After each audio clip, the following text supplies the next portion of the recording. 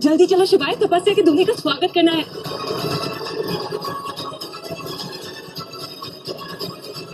कुछ भी करके बॉस को रुद्र के सामने जाने से रोकना होगा।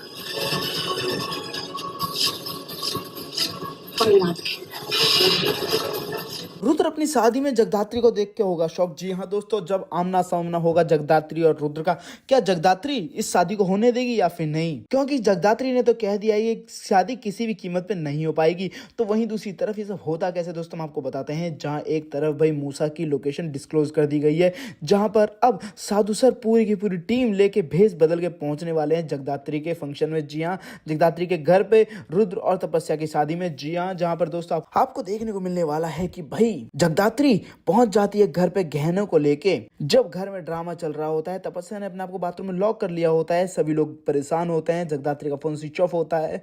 जहां पर अब जगदात्री तो उन गुंडों से लड़कर जैसे तैसे उन गहनों को उनसे छीन कर वापस घर पहुंच जाती है। जी हाँ, जहां पर अब जगदात्री को देख के पहले तो रेखा बहुत ज्यादा हताश होती है। जब उसके हाथ खाली होते हैं तभी जगदात्री शिवाय के हाथ से उन ज्वेलरी को लेकर रख देती है रेखा के हाथ में, जहां पे वो बहुत ज्यादा खुश होती है। उसी वक्त तपस्या भी बाथरूम से बाहर निकल के आ जाती है। तो वहीं अब आजी तपस्या का हाथ पकड़ के कहती है कि अरे झूठे को ही सही मगर थैंक यू तो बोल दो, जिसकी वजह से तुम्हारी शादी हो रही है, जिसकी वजह से तुम्हारी ज्वेलरी मिली। तो वहीं अब आत्या वो तो अलग ही गुस्से में है। वो कहती है कि क्यों तेरे को जबरदस्ती टाइम लगाने में मजा आ रहा था ना, क्योंकि हम परेशान हो रहे थे। अरे बताती क्यों नहीं कि तेरे ही पास थी ये ज्वेलरी, तो सिर्फ हमें परेशान कर रही थी। तो वहीं दूसरी तरफ अब जहां बाबा पूछते हैं कि अरे बेटा कैसे ये ज्वेलरी तुमने ढूंढी, तो वहीं अब जहां जगदात्री कहते हैं कि मेरे दोस्त के पापा ना डीएसपी हैं, जब मैंने उन्हें अपनी प्रॉब्लम बताई तो उन्होंने पूरी जान लगा दी और इन ज्वेलरी को ढूंढ निकाला।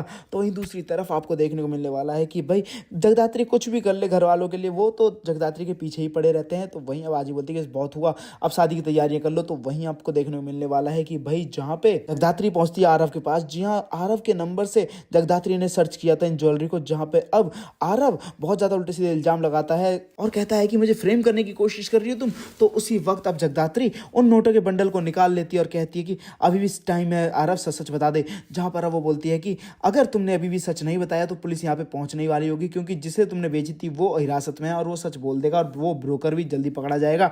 जहां पर अब सच सच बोल देता है आरव और वो पैसे भी ले जाती है जगदात्री। जहां पर अब आरव कहता है कि मेरे मेहनत की कमाई को लेके गई ना, इसका तुम्हें हिसाब चुकाना होगा जगदात्री। जहां पर आपको देखने को मिलने वाला है कि भाई साधु सर अपनी पूरी टीम को लेकर पहुंच गए हैं। जैसे उन्हें पता चला कि भाई रुद्र की शादी में मूसा भी शामिल होने वाला है। जी हाँ, जहां पर अब बहुत ज्यादा परेशान है मूसा का आदमी जो टीम के अंदर है। जहां पर अब साधु सर अपनी टीम के साथ भेस बदल के पहुंच चुके हैं अब मूसा को पकड़ने के लिए रुद्र और तपस्या की शादी में जगदात्री के घर पे। जी हाँ, जहां आपको देखने को मिलेगा कि भाई अब शिवाय को काम दिया गया है किसी भी तरीके से बॉस यानी कि जगदात्री को रुद्र के सामने आने से रोकने के लिए, मगर ये काम तो पूरा हो नहीं पाता और जगदात्री और रुद्र का आमना सामना हो जाता है। जहां पर अब जगदात्री साफ साफ कह देती है कि ये शादी तो मैं होने नहीं दूंगी। वेल दोस्तों, आपको क्या लगता है, क्या अब घर वाले रेखा और आत्या इस शादी को जबरदस्ती करवाएंगे और जगदात्री को रास्ते से हटा देंगे? आपको क्या लगता है, मैं कमेंट करके जो बताए। साथ ही सिलसिले लेटेस्ट रहने के लिए मेरे चैनल को सब्सक्राइब करना ना भूलें। और आपको क्या लगता है, क्या तपस्या सच में रुद्र को ही डिजर्व करती है? तो भी हमें ज्यादा कमेंट करें।